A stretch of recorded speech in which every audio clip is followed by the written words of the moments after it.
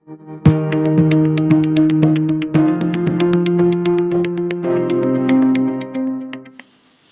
दोस्तों, आज हम बात करेंगे चीट फंड कंपनी के बारे में।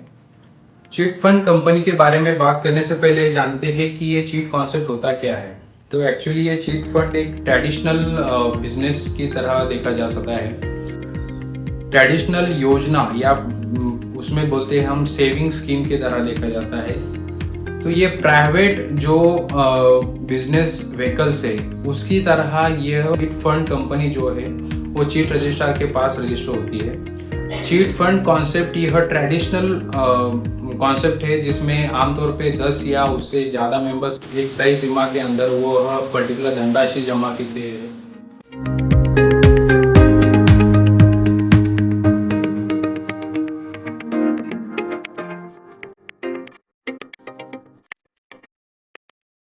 उसमें एक पर्टिकुलर प्रोसीजर वाइज तरीके से उसमें विड्रॉल होता है, उसमें लकी ड्रॉ होता है। वह लकी ड्रॉ की तरह हर एक मेंबर को वह धनराशि प्रदान की जाए। कौन कौन सी डिटेल्स आपको इसमें देखना है, क्या ये चीट में रजिस्टर करना आपके इन्वेस्टमेंट पर्पज के लिए वाइबल है, क्या आप ये सब चीजें अपने तरीके से जांच पड़ताल करके इसमें आप अपने ओन तरीके से इसमें इन्वेस्टमेंट कर सकते हैं। तो ये सब चीजें देखेंगे हम अगले कुछ समय में।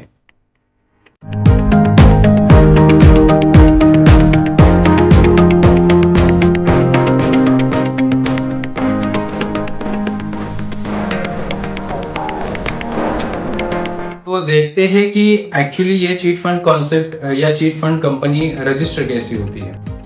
तो देखा जाए तो कंपनीज प्रावधान 2013 के तहत यह कंपनी रजिस्टर होती है मिनिस्ट्री ऑफ कॉर्पोरेट अफेयर्स में। मिनिस्ट्री ऑफ कॉर्पोरेट अफेयर्स में कंपनी रजिस्टर करने के लिए कम से कम 2 डायरेक्टर्स या कम से कम 2 मेंबर्स आपको चाहिए। यह कंपनी प्राइवेट कंपनी के प्राइवेट बिजनेस के तरीके से रन होते सकती है। इसमें आमतौर पे डिपॉजिट जो होता है तो वह चीट फंड बोला जाता है। तो वो पर्टिकुलर धनराशि जो होती है वह तय सीमा के अंदर आपको जमा करनी पड़ती है।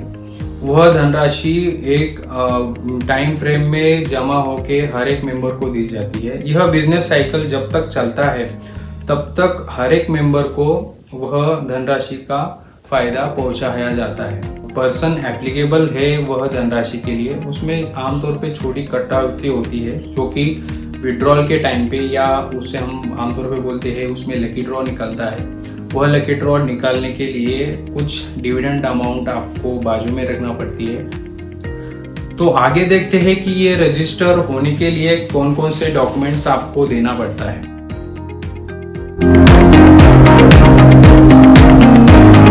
जैसे देखा जाए तो पैन होता है, आधार, उनका मोबाइल, ईमेल या उनका डीन, डीएससी, ये सब लेके ये प्रोसीजर वाइज तरीके देके ये डॉक्यूमेंट्स सबमिट होते हैं एक पर्टिकुलर एप्लीकेशन में जो कि आमतौर पे CA, CS, CWA यह प्रोफेशनल यह कंपनी रजिस्टर करते हैं। तो हर एक चार्टर्ड अकाउंटेंट हो या कंपनी सेक्रेटरी हो या कॉस्ट अकाउंटेंट हो, वह यह पर्टिकुलर डॉक्यूमेंट्स पूरे वैलिड तरीके से आप उनके पास दे सकते हैं। वह डॉक्यूमेंट्स वह सबमिट करके आपको वह चीट फंड रजिस्टर कंपनी का लाइसेंस निकाल के दे सकते हैं। चीट फंड कंपनी रजिस्टर होने के बाद आपको मिनिस्ट्री ऑफ कॉर्पोरेट के तरफ से एक लाइसेंस दिया जाता है।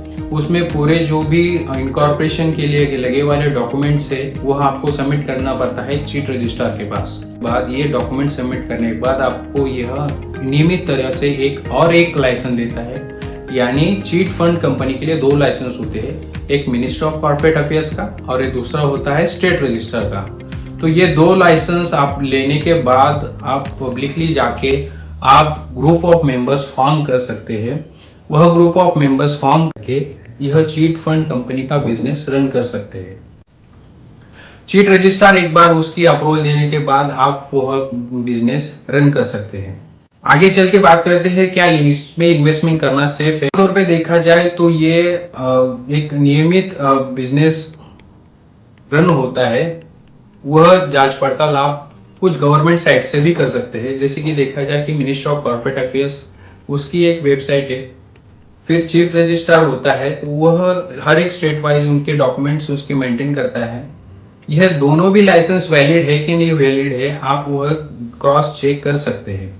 अगर कंपनी ने उनके डिटेल्स ऑडिटेड स्टेटमेंट्स या reports with in time frame ROC के पास सबमिट नहीं किया है तो वह कंपनी डिफॉल्ट होती है नियम नहीं फॉलो करने में। तो इस कंपनी में सेव करना, यह एक सिचुएशन में ऐसा आ सकता है कि आपका पैसा भी डूब सकता है। तो कॉशियस होके या फिर पूरी जांच पड़ताल करके आप इस चिट फंड कंपनी में रजिस्टर कर सकते हैं, या जो भी chit fund company business run कर रहे हैं उनको यह नियमावली ध्यान में रख के आपको यह बिजनेस करना है। तो इन्वेस्टर पॉइंट ऑफ व्यू और बिजनेस रन जो करते हैं उनके पॉइंट ऑफ व्यू, ये दोनों चीजें बहुत जरूरी है कि नियमों का हर तरीके से पालन होना इसमें बहुत ही जरूरी करना। नियमों तहत फंड का यूटिलाइजेशन होना, हर एक मेंबर का उसका पैसे का डिटेल्स, हर एक मेंबर्स को उसकी पैसे की पूरी जांच पड़ताल करने का उसको राइट है।